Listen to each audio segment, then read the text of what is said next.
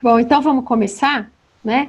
Gostaria de agradecer a presença de todos e a presença do professor Hélio Vanucci. Professor Hélio Vanucci é professor titular da divisão de nutrologia aqui da Faculdade de Medicina de Ribeirão Preto, professor sênior, e hoje ele nos deu a honra de nos conceder essa aula, né? Então gostaria de agradecer muito o senhor, a presença dos outros professores, de todos, e eu peço, por gentileza, que todo mundo mute o microfone, porque às vezes faz algum barulho, né, e pode ficar meio alto. Então, durante a apresentação, eu peço que mutem os microfones e depois a gente abre para discussão, como sempre.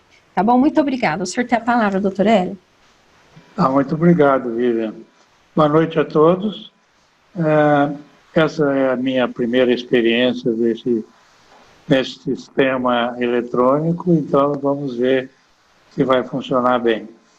Então, eu fui convidado a falar um pouco sobre vitaminas e entendo que é um componente importante dos nutrientes, porque ele tem uma participação muito importante nas vias metabólicas do organismo de modo geral.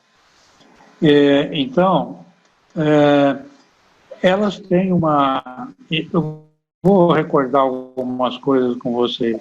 Elas têm uma divisão entre vitaminas lipossolúveis e hidrossolúveis. E as lipossolúveis são aquelas conhecidas, A, D e K, né?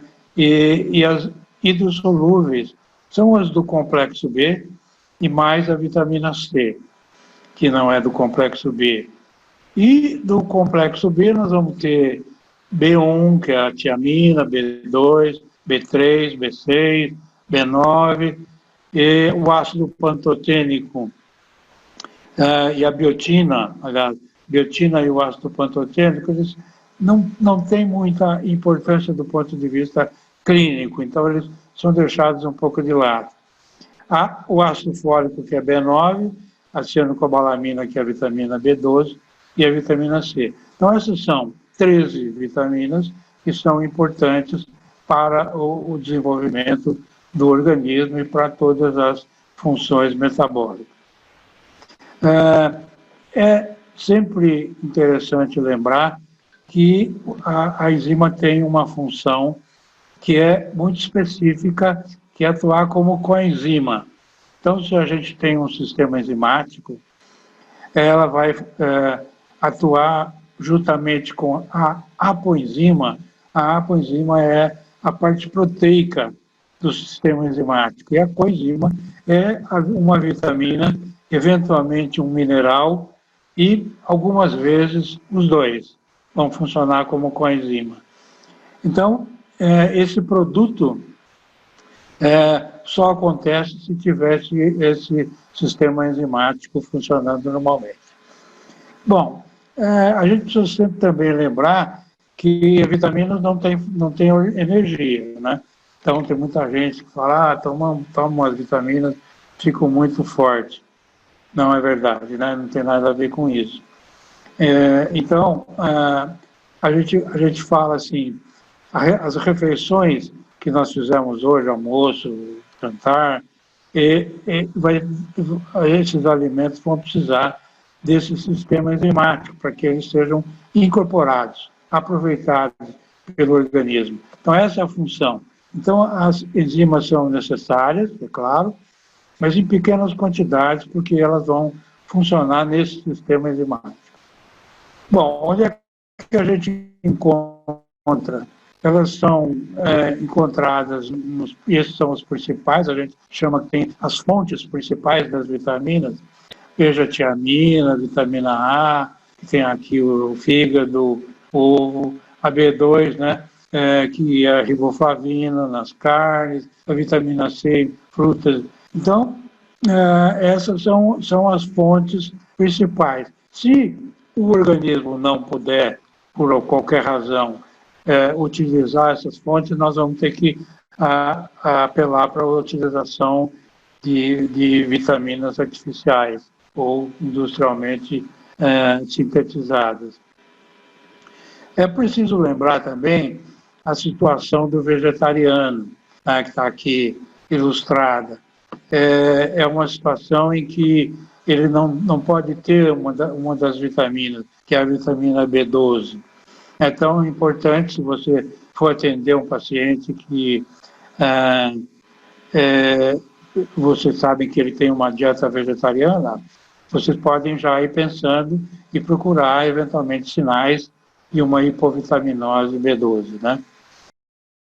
E, por fim, esse é o último, né, slide, mostra uma decisão do Conselho Federal de Medicina, que é que vocês, os médicos, não é permitido receitar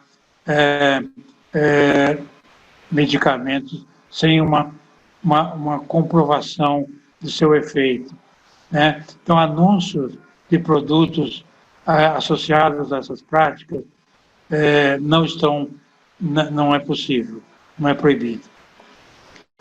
Os indivíduos que têm uma especialidade de medicina ortomolecular, biomolecular, estão proibidos de associar as terapias com a ideia de rejuvenescimento, tratamento de câncer, ou arteriosclerose com grandes doses de medicina. Então, as megadoses não devem ser utilizadas por métodos diagnósticos que não são os praticados pela medicina clínica comum. Então, e os suplementos devem ser usados com acompanhamento médico. Então, isso é a minha mensagem que eu trago para vocês. Então, eu agradeço muito, só enfatizo que a gente obtém as vitaminas através dos nutrientes, mas é importante você diagnosticar os indivíduos que têm as deficiências e tratá-los adequadamente, utilizando medicamentos, sim, se for o caso. Muito obrigado. Muito obrigada pela brilhante aula do senhor. Tem mais algumas perguntinhas aqui. O senhor tem experiência com o uso de vitamina B12 sublingual no pós-bariátrico? Não. Alguém tem experiência? Eu não tenho. Selma, você tem? Fernando? Oi, Vivian. Eu queria parabenizar o professor Hélio pela apresentação. A aula foi sensacional, né? Como sempre, doutor Hélio.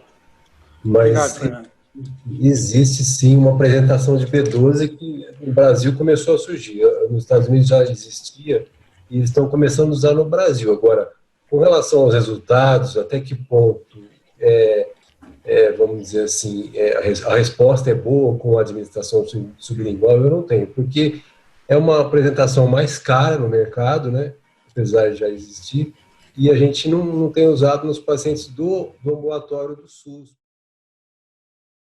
A gente não tem condições de usar. No consultório eu tenho pouca experiência com a B12 sublingual, eu não posso falar assim se o resultado é bom, mas eu sei que ela existe e está sendo usada no Brasil. Eu acho até que eu recomendo fazer um estudo com alguns pacientes. Acho que é interessante. É cara, mas dá para comprar. Você pede para o Dr. Sérgio, ele autoriza. Ele já não está mais aí, mas a professora Selma, então, autoriza. Então, ela autoriza. Acho que é interessante fazer uma investigação nesse sentido, porque é muito interessante essa resposta, porque fisiologicamente não vai ser absorvida. Pelos sítios normais, naturais de absorção. A não ser que tenha, vamos dizer, uma ligação com fator extrínseco, né, e facilitando a absorção por uma mucosa que ela não é preparada para isso. Mas, eventualmente, pode ser que um produto possa ser absorvido. Acho que vale a pena investigar isso. Nós somos aí uma instituição pioneira, líder. Dr. Sérgio, doutora Selma, Vivian, estão autorizados. Aí o Fernando começa o estudo na segunda-feira.